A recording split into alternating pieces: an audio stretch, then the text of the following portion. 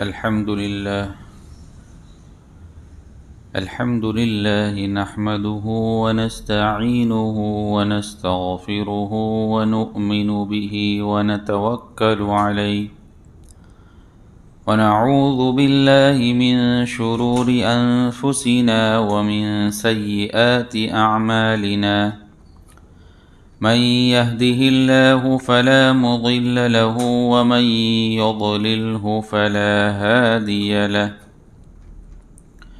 ونشهد أن لا إله إلا الله وحده لا شريك له ونشهد أن سيدنا ومولانا محمدا عبده ورسوله أما بعد فأعوذ بالله من الشيطان الرجيم بسم الله الرحمن الرحيم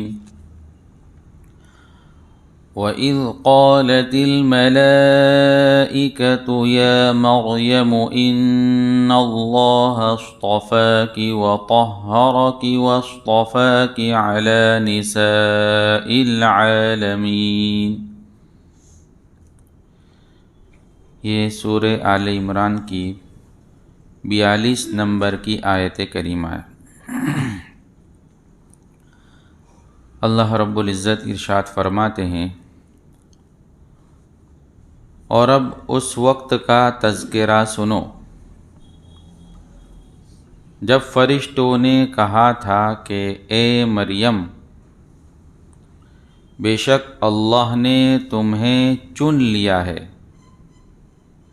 تمہیں پاکیزگی عطا کی ہے اور دنیا جہاں کی ساری عورتوں میں تمہیں منتخب کر کے فضیلت بخشی ہے۔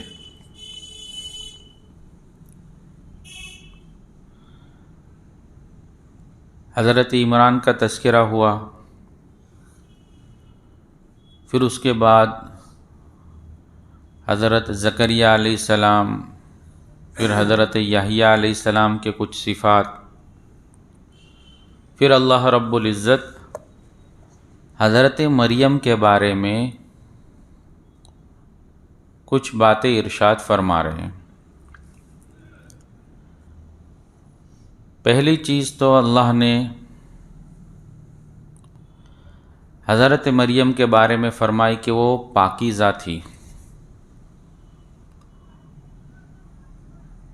حضرت مریم جب پیدا ہوئی تو یتیمی کی حالت میں پیدا ہوئی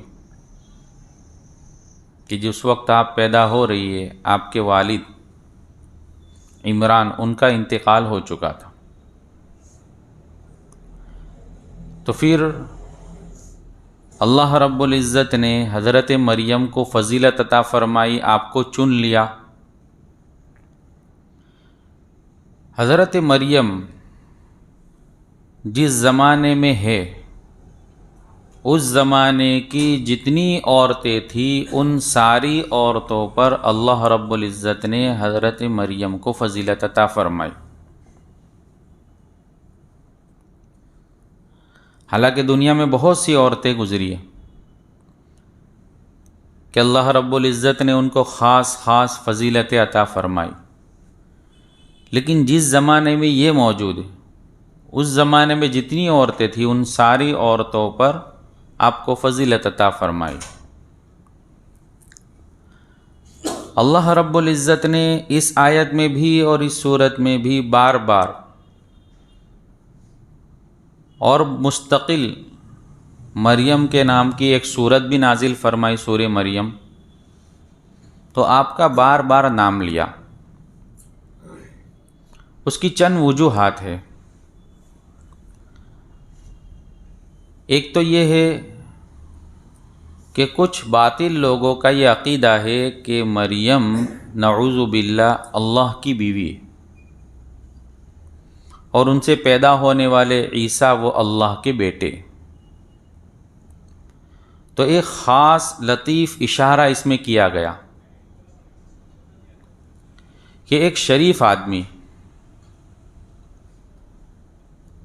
اپنی بیوی کا نام لوگوں کے سامنے لینے سے بچتا ہے، وہ اپنی بیوی کا نام نہیں لیتا۔ اگر کسی موقع پر کوئی ضرورت ہوئی تو کہے گا میرے گھر والے یا میرے بچوں کی ماں، یا کسی بچے کا نام لے کر کہا کہ یہ ابراہیم کی ماں، فلاں کی ماں۔ تو شریف آدمی جو عزت والا ہوتا ہے، جس کے اندر حیا والی صفت ہوتی ہے، وہ اپنی بیوی کا نام لوگوں کے سامنے نہیں لیا کرتا۔ اس سے ایک بات یہ بھی جاننی چاہیے کہ ہمیں بھی اپنے دوستوں کے سامنے یا کسی اور کے سامنے جب تذکرہ نکلے گھر کا، تو اپنی بیوی کا نام نہیں لینا چاہیے۔ عورت کو اللہ رب العزت نے پردے میں رکھا، اس کا نام بھی پردے میں ہونا چاہیے۔ آج کل شادیوں کے موقع پر جو کنکوتری چھپتی ہے، کارڈ چھپتے ہیں، اس کے اندر بھی حیا والی صفت والوں کے لیے یہ ضروری ہے کہ وہ اپنی عورتوں کا نام، اپنی بچی کا نام اس میں نہ لکھے۔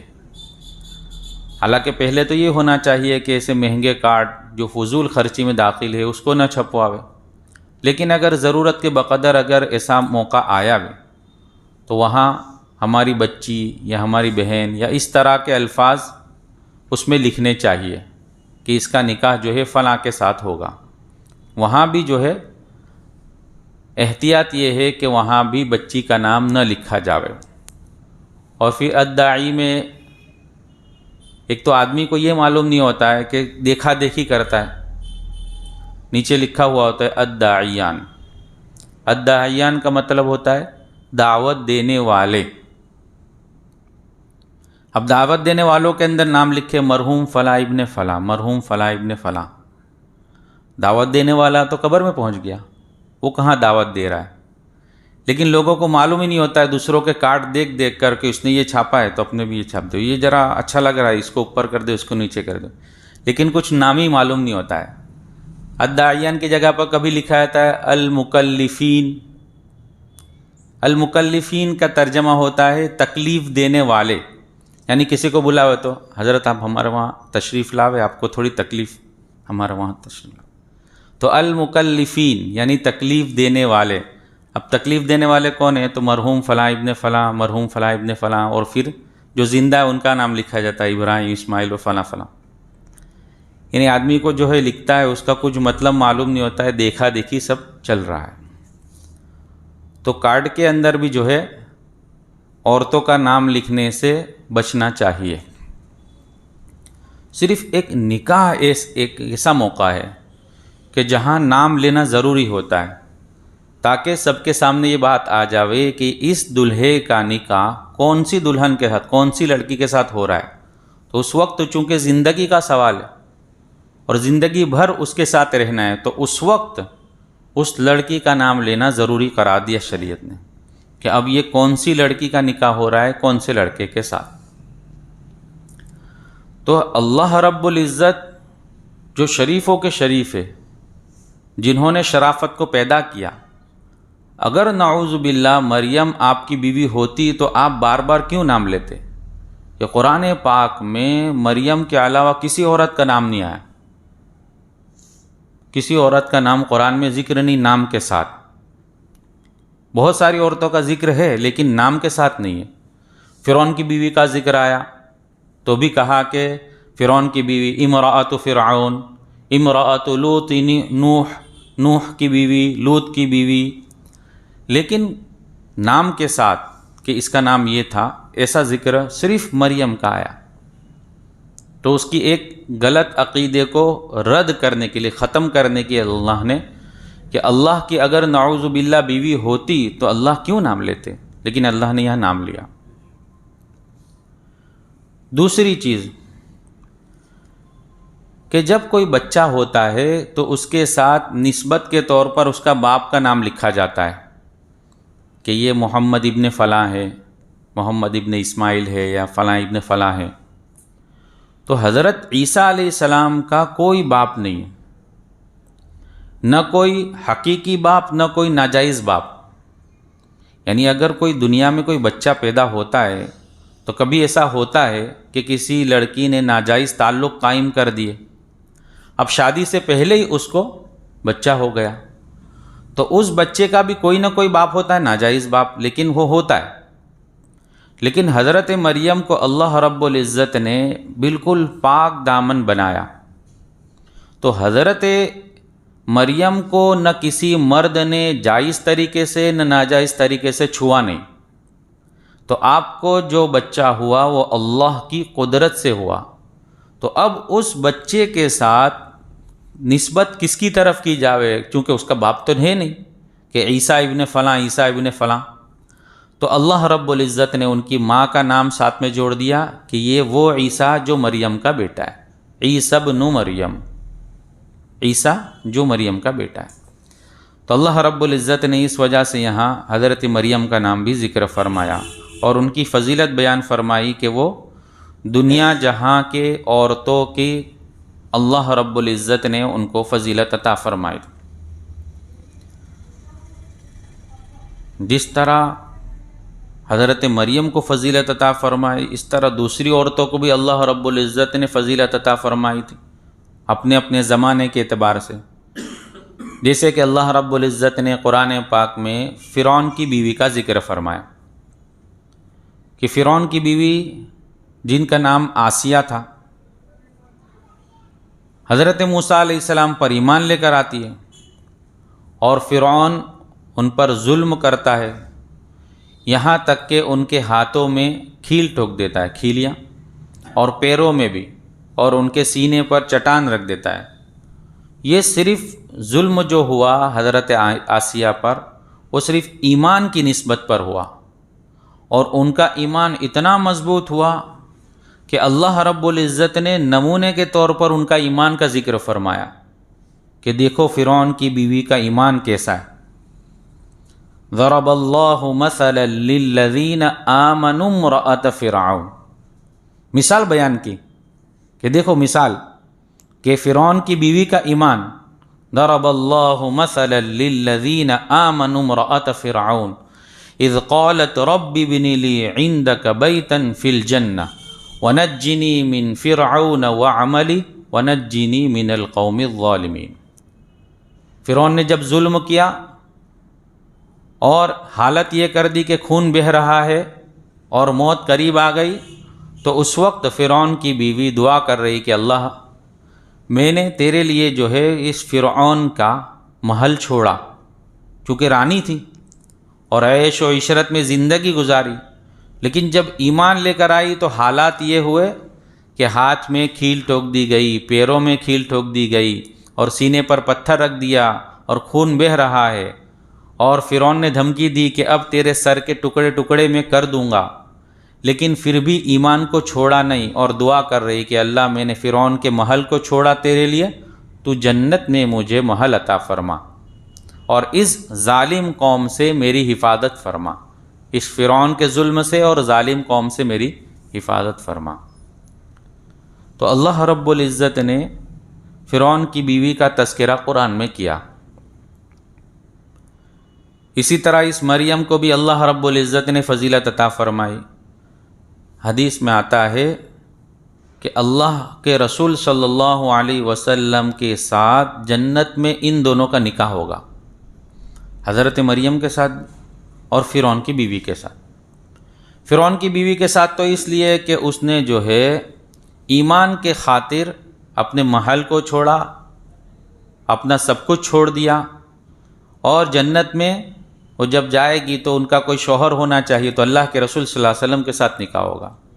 اور مریم چونکہ ان کا کوئی شوہر نہیں ہوگا، وہ بغیر شوہر کے تھی، پوری زندگی پاک دامن رہی، اپنے آپ کو گناہوں سے بچایا، تو اس عورت کا بھی یعنی حضرت مریم کا بھی نکاح اللہ کے رسول صلی اللہ علیہ وسلم کے ساتھ جنت میں ہوگا۔ دوسری بھی کچھ عورتیں ہیں جن کی فضیلت حدیث میں ملتی ہے، جیسے کہ حضرت خدیجہ رضی اللہ تعالیٰ عنہ، اللہ کے رسول صلی اللہ علیہ وسلم کی سب سے پہلی بیوی ہے۔ آپ صلی اللہ علیہ وسلم سے 15 سال عمر میں بڑی تھی، آپ کے اوپر اپنا سب کچھ قربان کر دیا، بہت مالدار بیوی تھی، لیکن آپ کی دولت جو ہے اللہ کے رسول صلی اللہ علیہ وسلم پر خرچ کر دی، جب پہلی وحی نازل ہو رہی ہے، اللہ کے رسول صلی اللہ علیہ وسلم غار حرا میں ہے، تو اس وقت چونکہ پہلی مرتبہ فرشتے سے ملاقات ہوئی تو آپ خوب گھبرا گئے اور جو ہے آپ پر کپکپی طاری ہو گئی، بخار آ گیا۔ جب آپ حضرت خدیجہ کے پاس آتے ہیں تو حضرت خدیجہ آپ کو تسلی دیتی ہے اور آپ کو اطمینان دلاتی ہے، اور اس وقت جو ہے حضرت خدیجہ نے اللہ کے رسول صلی اللہ علیہ وسلم کی بہت مدد کی، آپ کو تسلی دی، آپ کو جو ہے ایک پادری کے پاس لے گئے اور ان کے پاس لے جانے کے بعد تسلی دی، اور بہت ساری، اور زندگی بھر آپ کا ساتھ دیا۔ اور جب آپ پر ایمان لانے کا موقع آیا تو سب سے پہلے جو ہے آپ ایمان لے کر آئے، کہ عورتوں میں سب سے پہلے جو ایمان لانے والی وہ حضرت خدیجہ رضی اللہ عنہ۔ ایسے حضرت عائشہ رضی اللہ تعالیٰ عنہ کی بھی فضیلت وارد ہوئی ہے حدیث کی کتابوں میں، کہ حضرت عائشہ رضی اللہ تعالیٰ عنہ کو دوسری عورتوں پر بہت زیادہ فضیلت تھی۔ اللہ کے رسول صلی اللہ علیہ وسلم کی سب سے محبوب بیوی جو ہے وہ حضرت عائشہ رضی اللہ تعالیٰ عنہ تھی۔ قرآن پاک میں حضرت عائشہ رضی اللہ تعالیٰ عنہ کے بارے میں تقریباً 20 سے زیادہ آیاتیں نازل ہوئیں۔ آپ کی برات کے بارے میں قرآن پاک میں آیتیں نازل ہوئیں، تو حضرت عائشہ رضی اللہ تعالیٰ عنہ کو بھی جو ہے دوسری عورتوں پر فضیلت حاصل تھی۔ حضرت عائشہ رضی اللہ تعالیٰ عنہ خود فرماتی ہے کہ مجھے کسی عورت کے بارے میں ان کے سوکن ہو جانے کی وجہ سے مجھے حسد نہیں آیا۔ عورتیں عورت ہوتی ہے، چاہے وہ کتنی نیک ہو، لیکن جب 2-3 بیویاں ہو تو ایک دوسرے کے ساتھ جو ہے تھوڑا حسد تو ہوا ہی کرتا ہے۔ ہر عورت یہ چاہتی ہے کہ مجھ سے زیادہ محبت رکھے۔ تو حضرت عائشہ فرماتی ہے کہ مجھے کسی دوسری بیوی سے اتنا حسد نہیں ہوا سوکن ہونے کی وجہ سے جتنا کہ حضرت خدیجہ سے ہوا۔ حالانکہ حضرت خدیجہ کا اور حضرت عائشہ کا زمانہ الگ ہے۔ حضرت خدیجہ رضی اللہ تعالیٰ عنہ جس زمانے میں آپ کی زوجہ ہے اور آپ کے نکاح میں ہے، اس وقت تک اللہ کے رسول صلی اللہ علیہ وسلم نے کوئی شادی نہیں کی۔ جتنی اولادیں ہیں سب حضرت خدیجہ سے، جتنی بچیاں زندہ رہی وہ سب بھی حضرت خدیجہ سے، صرف ایک لڑکا حضرت ماریہ قبطیہ سے پیدا ہوئے، حضرت ابراہیم۔ اس کے علاوہ جتنی اولاد اللہ کے رسول صلی اللہ علیہ وسلم کی ہے، چاہے وہ زندہ رہے چاہے ان کا انتقال ہو گیا، وہ سب حضرت خدیجہ سے پیدا ہوئے۔ تو جب تک حضرت خدیجہ زندہ تھی اس وقت تک اللہ کے رسول صلی اللہ علیہ وسلم نے دوسرا نکاح نہیں فرمایا۔ تو حضرت عائشہ تو بعد میں آئی اور آپ کا زمانہ الگ ہے، لیکن پھر بھی حضرت عائشہ یوں فرماتی ہے کہ حضرت خدیجہ کے اوپر مجھے حسد آتا تھا، چونکہ اللہ کے رسول صلی اللہ علیہ وسلم بار بار ان کی فضیلت بیان فرماتے، کوئی موقع آیا تو کہ خدیجہ ایسی تھی، کوئی موقع آیا تو خدیجہ ایسی تھی،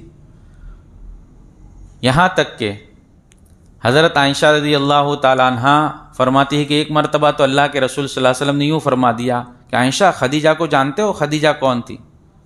خدیجہ تو خدیجہ تھی، یعنی کبھی ہوتا ہے تو ہم کہتے ہیں نا کہ تو کیا جانے اس کو، وہ تو وہ ہے، تو خدیجہ تھی۔ تو اس پر حضرت عائشہ کو بہت زیادہ یہ ہوا، تو اس پر فرماتی ہے کہ مجھے کسی سوکن سے اتنا یہ نہیں ہوا جتنا حضرت خدیجہ سے ہوا۔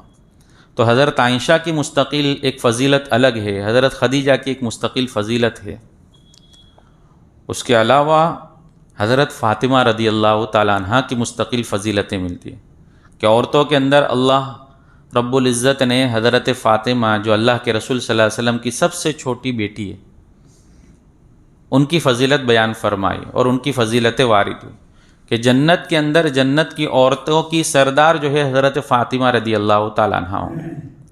تو یہ کچھ عورتیں ہیں جن کی فضیلت اللہ رب العزت نے خاص بیان فرمائی۔ تو اس آیت میں اللہ رب العزت نے حضرت مریم کی فضیلت بیان فرمائی۔ آگے فرماتے ہیں یا مریم قنتی لربک واسجدی وارکعی مع الراکعین، اے مریم تم اپنے رب کی عبادت میں لگی رہو اور سجدہ کرو اور رکوع کرنے والوں کے ساتھ رکوع بھی کیا کرو۔ حضرت مریم کی فضیلت بیان فرمانے کے بعد حضرت مریم کو ایک حکم دیا گیا کہ آپ عبادت میں لگی رہو۔ جو آدمی جتنے بڑے عہدے پر ہوتا ہے اس آدمی کی ذمہ داری بھی اتنی بڑی ہوتی، جو آدمی جتنا بڑا ہوتا ہے اس کی ذمہ داری بھی اتنی۔ جیسے یہ امت کی فضیلت ہے، اس امت کی جب فضیلت بیان فرمائے تو اس کی ذمہ داری بیان فرمائے۔ کنتم خیر امت اخرجت للناس، بہترین امت، اب بہترین امت ہے تو اس کی ذمہ داری بھی۔ تو حضرت مریم کی فضیلت بیان فرمائی، تو اب حضرت مریم کو کہا جا رہا ہے کہ تم اپنا وقت جو ہے وہ عبادت میں لگاؤ اور رکوع کرو، سجدہ کرو۔ سجدے کو پہلے ذکر فرمایا اور رکوع کو بعد میں ذکر فرمایا کہ سجدہ کرو اور پھر رکوع کرو رکوع کرنے والوں کے ساتھ۔ سجدے کو پہلے بیان فرمایا اور رکوع کو بعد میں بیان فرمایا، تو ایک وجہ تو یہ لکھی ہے کہ ہو سکتا ہے کہ ان کی نماز میں پہلے جو ہے سجدہ اور بعد میں رکوع، کیونکہ ہماری نماز میں رکوع پہلے ہوتا ہے پھر سجدہ ہوتا ہے، تو کیفیت نماز ادا کرنے کی کیفیت اس میں تو تبدیلی ہو سکتی ہے کہ اس امت کے لیے نماز میں کس کیفیت سے وہ نماز پڑھتی تھی، تو ہو سکتا ہے کہ ان کے یہاں پہلے سجدہ ہو پھر رکوع ہو۔ دوسری چیز یہ ہو سکتی ہے کہ سجدہ جو ہے وہ اللہ رب العزت کے قریب ہونے کا سب سے بہترین ذریعہ ہے، کہ بندہ اللہ سے سب سے زیادہ قریب سجدے کی حالت میں ہوتا ہے۔ تو پہلے اس کو ذکر فرمایا اور پھر فرمایا کہ تم رکوع کرو رکوع کرنے والوں کے ساتھ۔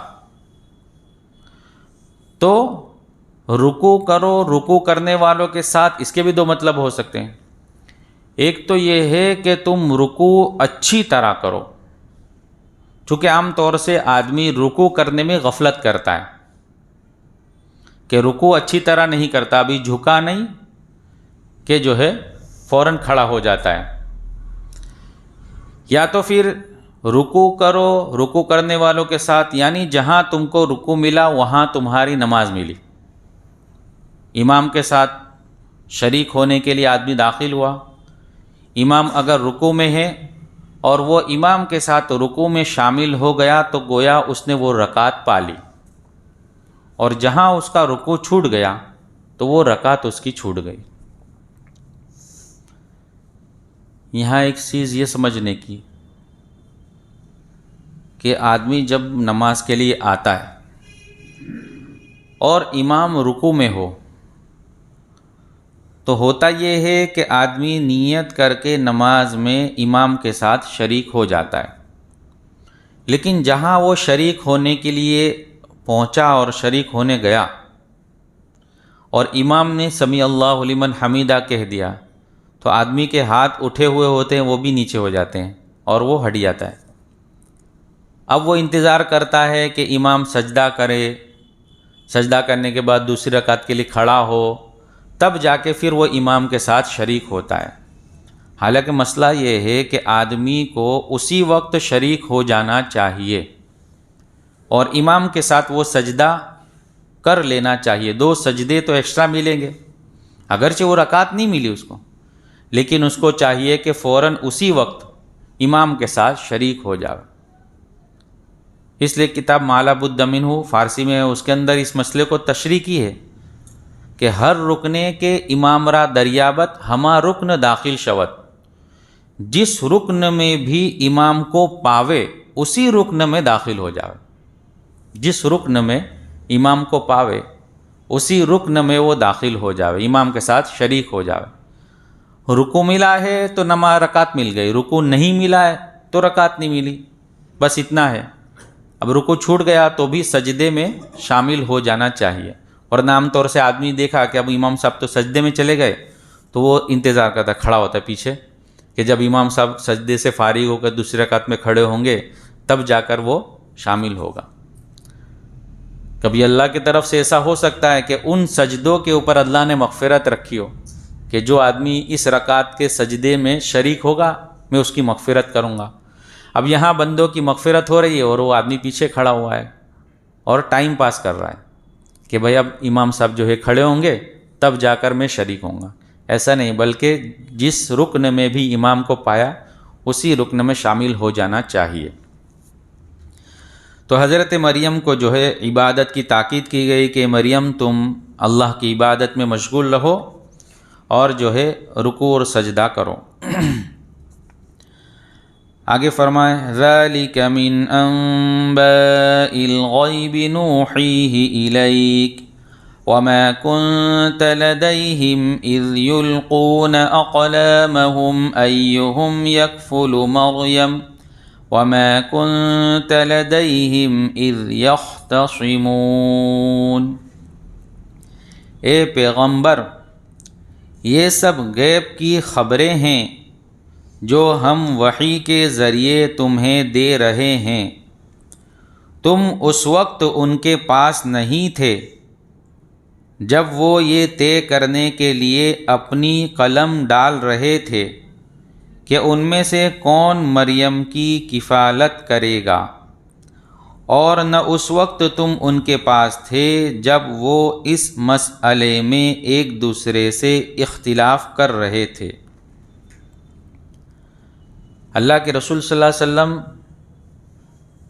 جو لوگ آئے تھے، عیسائی لوگ، نصارہ لوگ، ان کو یہ باتیں بیان فرما رہے اور اس وقت آیت نازل ہو رہی ہے اور آپ بیان فرما رہے. تو اللہ کے رسول صلی اللہ علیہ وسلم سے فرمایا جا رہا ہے کہ پیغمبر یہ سب غیب کی باتیں جو آپ بتا رہے، چونکہ جس وقت اللہ کے رسول صلی اللہ علیہ وسلم لوگوں کے سامنے یہ باتیں بیان فرما رہے ہیں کہ مریم کا یہ قصہ، عمران کا یہ قصہ، تو یہ قصہ اور یہ بات کے درمیان تو تقریباً 600 سال کا فاصلہ ہے کہ یہ واقعہ جو ہوا حضرت مریم کا، اس کے 600 سال کے بعد تقریباً اللہ کے رسول صلی اللہ علیہ وسلم دنیا میں تشریف لائے اور اس وقت دعوت دے رہے اور اس وقت یہ چیزیں بیان فرما رہے. تو اے پیغمبر، یہ سب غیب کی باتیں جو آپ بیان فرما رہے، یعنی جو 600 سال پہلے ہو چکی ہے جو باتیں بیان فرما رہے، وہ گویا غیب کی باتیں ہوئی. تو یہ جو باتیں بیان فرما رہے ہیں یہ تم نہیں جانتے تھے، بلکہ تم کو ہم نے وحی کے ذریعے سے بتلائی. اس سے بات معلوم ہوئی کہ اللہ رب العزت کی طرف سے اللہ کے رسول صلی اللہ علیہ وسلم کو جو باتیں بتائی جاتی ہے وہی آپ جانتے، اس کے علاوہ آپ ہر غیب کی بات نہیں جانتے. غیب کی باتوں کو کہیں گے کہ دو قسمیں ہیں، ایک کلیہ اور ایک جزئیہ، یعنی ساری غیب کی باتیں اور کچھ غیب کی باتیں. تو اللہ کے رسول صلی اللہ علیہ وسلم کچھ غیب کی باتیں جو بیان فرماتے ہیں وہ بھی اللہ یہاں فرما رہے ہیں کہ ہم جو آپ کو بتاتے ہیں وہی آپ لوگوں کو بتاتے ہیں، اور ساری غیب کی باتیں آپ کو معلوم نہیں ہیں. تو اللہ کے رسول صلی اللہ علیہ وسلم سے کہا جا رہا ہے کہ تم اس وقت موجود نہیں تھے جب یہ واقعات ہوئے تھے. اور ایک دوسرے خاص واقعے کی طرف اللہ نے اشارہ فرمایا کہ جب یہ طے کرنے کے لیے کہ مریم کی کفالت کون کرے گا، مریم کی پرورش کون کرے گا، اس وقت جو قرعہ ڈالا تھا، اس وقت جو فرقایا تھا، اس وقت جو طریقہ اختیار کیا کا قلم ڈالنے کا، جیسے کہ اس سے پہلے بیان کیا گیا تھا کہ حضرت مریم کی جو ہے پرورش کے لیے اختلاف ہوا، ہر آدمی یہ چاہتا تھا کہ میں کروں، اور اس وقت جو ہے قرعہ ڈالا گیا تھا قلم کے ذریعے سے کہ قلم کی دریا کے اندر ڈالو اور جس کی قلم جو ہے دریا کے اوپر رہے گی، الٹی جانب چلے گی، وہ جو ہے حضرت مریم کی پرورش کرے گا اور اس کے پاس حضرت مریم رہے گی. تو اس وقت حضرت زکریا علیہ السلام کی قلم اوپر رہی اور حضرت زکریا کی پرورش میں حضرت مریم آئی. تو اللہ نے اس واقعے کی طرف اشارہ فرمایا کہ جب یہ طے کرنے کے لیے اپنے قلم انہوں نے ڈالے تھے تو اس وقت بھی تم موجود نہیں تھے. یہ واقعہ بھی ہم نے تم کو بتلایا، اور ہم نے تم کو بتلایا اس وجہ سے تم کو معلوم ہوا، اور تم نے پھر معلوم ہونے کے بعد لوگوں کو بیان فرمایا. اور نہ اس وقت موجود تھے جب اس بات میں اختلاف ہو رہا تھا، ان کے درمیان میں جو اختلاف ہوا تھا، ان کے درمیان میں ایک قسم کا جھگڑا ہوا تھا کہ ہم پرورش کریں گے، ہم پالیں گے، ہمارے پاس مریم رہے گی.